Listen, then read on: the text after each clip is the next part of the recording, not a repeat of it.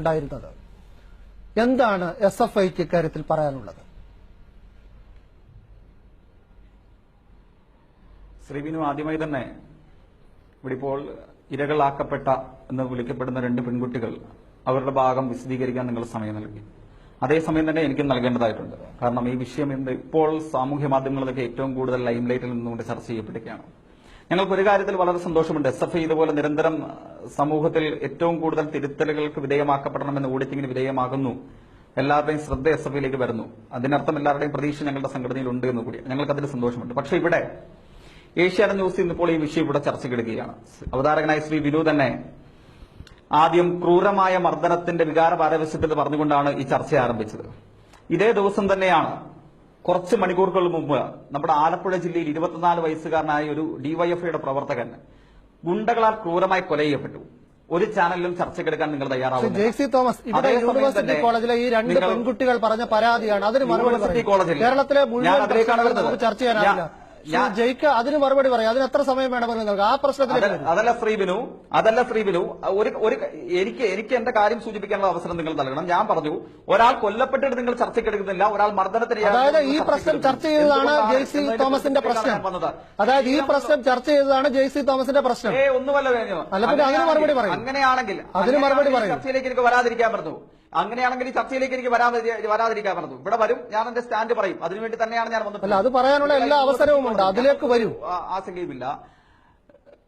തൃശൂർ ജില്ലയിൽ അല്ല, ഇതോടെ സൂചിപ്പിച്ച് പോകണമല്ലോ, തൃശൂർ ജില്ലയിൽ നിന്ന് വന്ന ഒരു യുവാവ് യൂണിവേഴ്സിറ്റി കോളേജിലെ 3ാം വർഷ ക്ലാസ് മുറിയിൽ നിന്ന് അവിടുത്തെ യൂണിവേഴ്സിറ്റി കോളേജിൽ തന്നെ മർദ്ദനത്തിന് ഇരയായ സംഭവം അങ്ങേയറ്റം പ്രതിഷേധാർഹമാണ്, ഒരു സംശയവുമില്ല.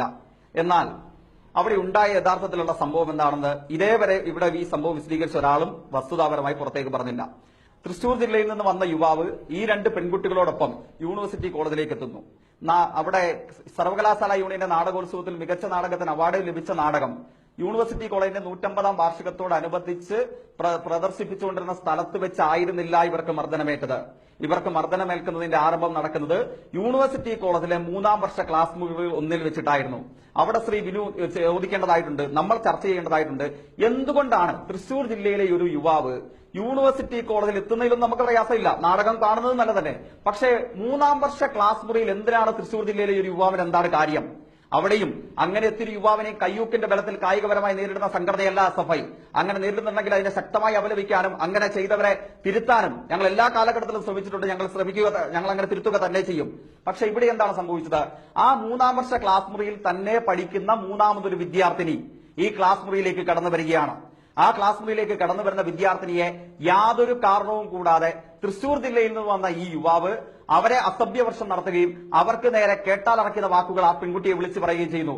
ആ പെൺകുട്ടിയും ഈ യുവാവും തമ്മിൽ തർക്കത്തിലേർപ്പെടുന്നു. ആ പെൺകുട്ടി ക്ലാസ്സിൽ നിന്ന് ഇറങ്ങി വന്ന അതേ ക്ലാസ്സിലെ ആ പെൺകുട്ടിയുടെ സഹപാഠികളോടും ആ കോളേജിലെ മറ്റ് വിദ്യാർത്ഥികളോടും ഈ വിഷയം പറയുന്നു. ആ ക്ലാസ് മുറിയിൽ തന്നെ ഈ പെൺകുട്ടിയുടെ സഹപാഠികളായിട്ടുള്ള ആൺകുട്ടികൾ എത്തുന്നു. ഇവർ തമ്മിൽ ചോദ്യാവലിയാകുന്നു. അവിടെ കയ്യേറ്റം ഉണ്ടാവുന്നു. അതാണ് അവിടെ സംഭവിച്ചത്. അതല്ലാതെ SFI യൂണിറ്റ് കമ്മിറ്റി ആസൂത്രിതമായി നിങ്ങൾ പറയുന്ന ആ മനോഹരമായ പദമുണ്ടല്ലോ, സദാചാര ഗുണ്ടായിസം, അതിനെ ഒരു കാലഘട്ടത്തിൽ ഞങ്ങൾ പ്രോത്സാഹിപ്പിച്ചിട്ടുള്ള ആളുകളല്ല.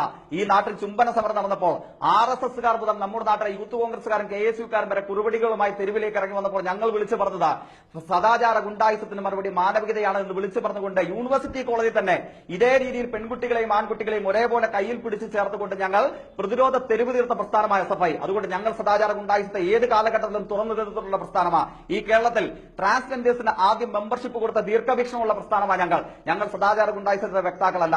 അപ്പോൾ അവിടെ സംഭവിച്ച യഥാർത്ഥ സംഭവത്തെ വളച്ചൊടിച്ചുകൊണ്ട് സദാചാര ഗുണ്ടായിസത്തെ ചർച്ചയ്ക്ക് കെടുക്കുകയാണ് ഇവിടെ JC തോമസ്. ഇത് പെൺകുട്ടികളുടെ പരാതിയാണ്. ഞാനൊരു ഇടവേളയിലേക്ക് പോകുന്നു. അതിനുശേഷം വളരെ